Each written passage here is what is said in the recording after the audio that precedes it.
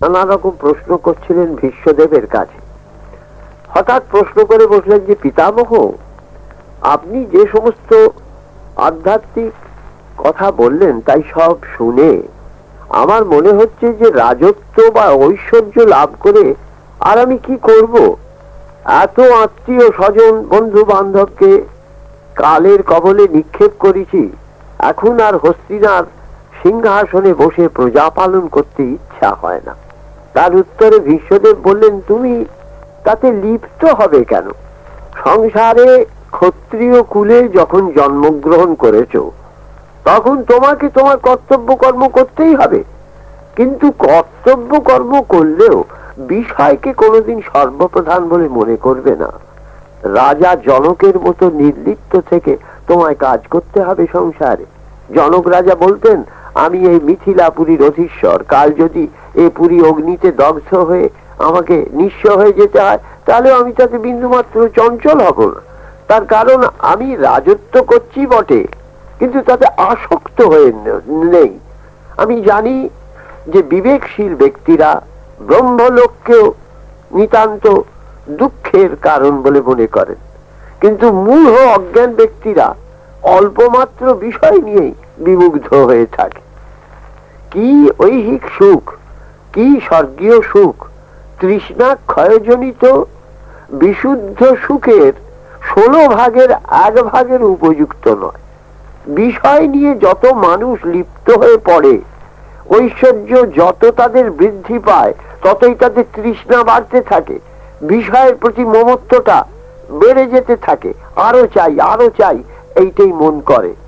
কিন্তু বিষয় বৃদ্ধি পেলেও যে ব্যক্তি কর্তব্য কর্ম করা ছাড়া বিষয়ের উপর আর কোনো অধিকার নেই এইটে ভাবতে পারে, সেই প্রকৃত সুখ লাভ করে আত্মোন্নতি করতে সমর্থ হয়। মানুষের যত ব্যাধি আছে তার মধ্যে যদি কোনো প্রাণান্তকর ব্যাধি থাকে তাহলে তা বিষয় তৃষ্ণা। তৃষ্ণা ছাড়া বিষয় ভোগ করা দোষাবহ নয়, কিন্তু মানুষ তো তা করতে পারে না। মানুষের ধারণা সে চিরকাল বিষয়টাকে ভোগ করবে। জীবন যে স্বল্পকালের তা সে ভুলে যায়। কালের গতি প্রকৃতি যারা জানে তারাই প্রকৃত জ্ঞানী। এ সম্বন্ধে একটা গল্প আছে, শোনো। পিতা পুত্র সংবাদ। অনেকদিন আগে কোন এক গ্রামে এক ব্রাহ্মণ বাস করতেন। ব্রাহ্মণ হলেও তিনি ব্রাহ্মণের কর্তব্য কর্ম কিছু করতেন না। শয়ন, ভোজন ও আলস্যে কাল যাপন করাই ছিল তার কাজ। ভবিষ্যতের জন্য তিনি বিন্দুমাত্র চিন্তা করতেন না, বা আত্মোন্নতির জন্য তার বিন্দুমাত্র আগ্রহ ছিল না। যজন, যাজন, পূজা পাঠ, ব্রত এ সমস্ত বিষয়েও তিনি কোনো আগ্রহ দেখাতেন না। সংসারে বেশ সুখেই চিরদিন এইভাবে কাটিয়ে যাবেন, এই ছিল তার ধারণা। সেই ব্রাহ্মণের মেধাবী বলে একটি পুত্র ছিল। পুত্রটি কিন্তু ছিল বিপরীত প্রকৃতির। শাস্ত্র জ্ঞান, আত্মচিন্তা ও ধ্যান ধারণায় অতি পারদর্শী হিসাবে সে সবার অতি আদরণীয় ও শ্রদ্ধেয় হয়ে উঠেছিল, কিন্তু পিতার সে বিষয়ে ভ্রুক্ষেপ করার সময় ছিল না। বিলাসে ও আলস্যে কাল যাপন করাই ছিল তার আদর্শ। পুত্র মেধাবী বহুদিন ধরে পিতার এই আচরণ দেখে দেখে ব্যথিত হয়ে উঠলেন।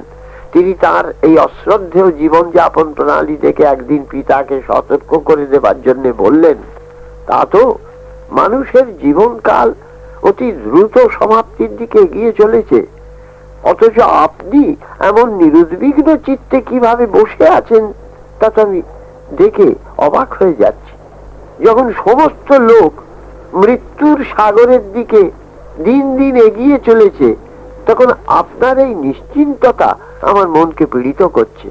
তখন মেধাবীর পিতা বললেন, দেখো, আমার নিশ্চিন্ততার কারণ আমি বুঝতে পারি না। কে মানব বা জীবলোককে নিধন করছে, আর কোন অবিনাশিনী শক্তির বলে সকলে নিহত হচ্ছে? তার উত্তরে মেধাবী বললেন, পিতা, জীবকে জরা আক্রমণ করছে। অবিনাশিনী দিবা এবং রাত্রি প্রতিদিন আসছে চলে যাচ্ছে। আপনার জীবনের একটা করে দিন সে হরণ করে নিচ্ছে, আর পরিণামে মৃত্যু প্রাণীদের গ্রাস করছে। মৃত্যুর হাত থেকে কোনো প্রাণীর নিস্তার লাভ অসম্ভব। জীবনের এই স্বল্প মুহূর্ত যদি এইভাবে অপচয় করেন, তাহলে কবে নিজেকে প্রস্তুত করবেন? লোকে যেমন বনের মধ্যে পুষ্প চয়ন করতে করতে গভীর অরণ্যের মধ্যে গিয়ে সহসা হিংস্র জন্তুর দ্বারা আক্রান্ত হয়ে পুষ্প চয়নকে অসমাপ্ত রেখেই মৃত্যুর কবলে পতিত হয়, তেমনি মানুষ সুখভোগ করতে করতে পূর্ণ সুখটা পাবার আগেই মৃত্যু কর্তৃক আক্রান্ত হয়ে অপূর্ণ জীবন রেখে চলে যায়। বিষয় বাসনার পরিতৃপ্তি তার কোনোদিন ঘটবে না, ঘটে না।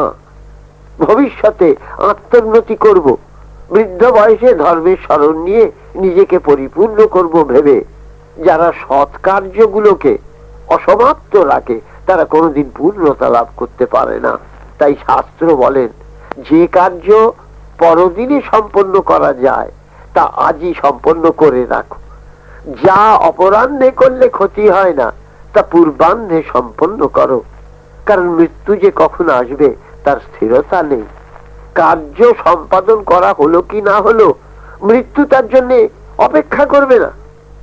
বিষয়াসক্ত ব্যক্তি যখন স্ত্রী, পুত্র, বন্ধু বান্ধব পরিবৃত হয়ে ভাবে যে তার জীবনটা বুঝি চিরকালই এইরকম সুখে কেটে যাবে, সে হয়তো ক্ষণ পরেই কোনো ঘটনায় মৃত্যুবরণ করতে পারে।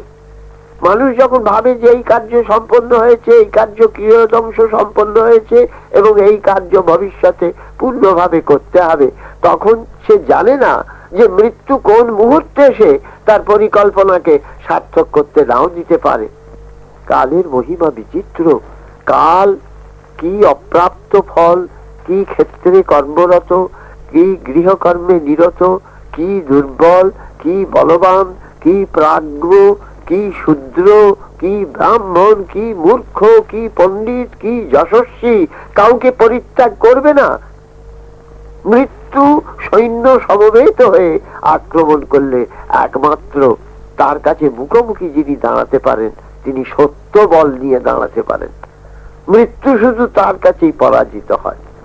অমৃত লোকে যে ব্যক্তি নির্ভয়ে প্রস্থান করেন, সত্যই অমৃতের আধার ও আশ্রমে গিয়ে তিনি তখন থাকেন। আমাদের এই দেহে দুইয়েরই প্রতিষ্ঠা। মহান দেহ বিষয় জর্জরিত দারুণ মায়াগ্রস্ত ব্যক্তির পক্ষে মৃত্যু যন্ত্রণার স্বরূপ, কিন্তু সত্য ধর্মে যিনি প্রতিষ্ঠিত, যিনি প্রতিদিন পূর্ণভাবে মোহমুক্ত হয়ে বিরাজমান, আমার কর্তব্যগুলি আমি ঠিক সৎভাবে করছি কিনা এইটা যিনি প্রতিদিন প্রভাতে উঠে সন্ধ্যায় শোবার সময় চিন্তা করেন, এবং যদি তিনি প্রফুল্লিত চিত্তে শয়ন করতে পারেন, তাহলে তার কাছে মৃত্যু যে কোনো সময় আসুক না কেন পরম আস্পদ। বিদ্যার সমান চক্ষু, কারণ বিদ্যা না হলে জ্ঞান চক্ষুর উন্মিলন হয় না। ফলত্যাগের তুল্য সুখ আর বিষয় স্পৃহার সমান দুঃখ আর কিছু নেই। একাগ্রতা, সর্বভূতে সমভাব, সত্যের পূজা, নিজের ধর্মে অবস্থান, দম্ভ পরিত্যাগ করা, সরলতা আর নিষ্কাম কর্ম প্রত্যেক ব্রাহ্মণের করণীয়। অথচ আপনি সে সমস্ত কাজ তো কিছুই করছেন না পিতা।